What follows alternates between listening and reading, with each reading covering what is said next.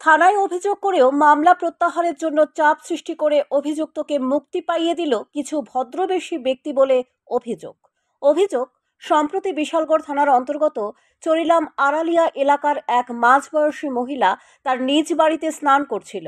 আর ঠিক সেই সময় একই এলাকার সুয়েল রানা নামে এক বিবাহিত যুবক ওই মহিলার স্নান করার ভিডিও করে মোবাইলে ধারণ করে নেয়। পরবর্তী সময়ে এই অশ্লীল ভিডিও এলাকার যুবকদের কাছে বিভিন্নভাবে ভাইরাল করে দেয়।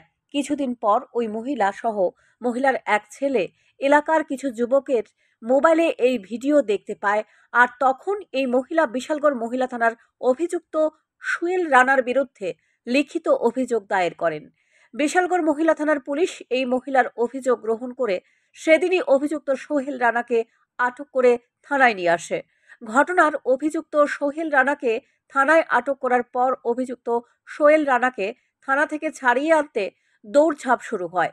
পরে বিশালগড় মহিলা থানার পুলিশের সাথে কথা বলে অভিযোগকারী এই মহিলাকে বিশালগড় মহিলা থানায় ডেকে আনে। মহিলাকে বিভিন্নভাবে চাপ সৃষ্টি করে মামলা প্রত্যাহার করতে বাধ্য করে।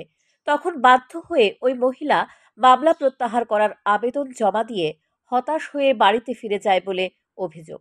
যদিও এই মহিলা চেয়েছিলেন এই ধরনের চরিত্রহীন ব্যক্তিত্বের আইনের মাধ্যমে কঠোর শাস্তি দেওয়ার জন্য, কিন্তু তার বদলে এই মহিলা চাপের মুখে পড়ে মামলা প্রত্যাহার করে নিতে হলো।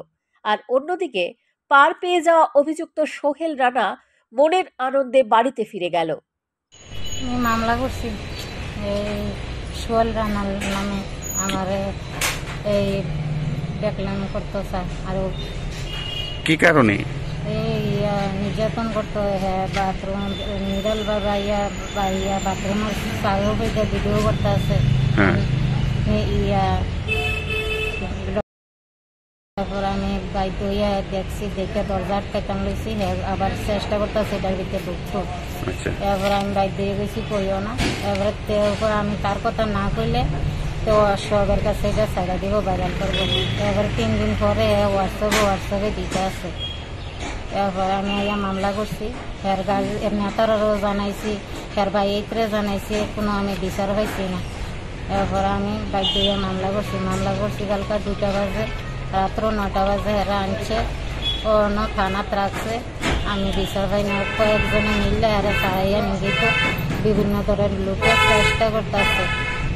এই ঘটনা চাক্ষুষকারীদের মধ্যে প্রশ্ন উঠেছে পুলিশের ভূমিকা নিয়ে। সান্দন টিভি।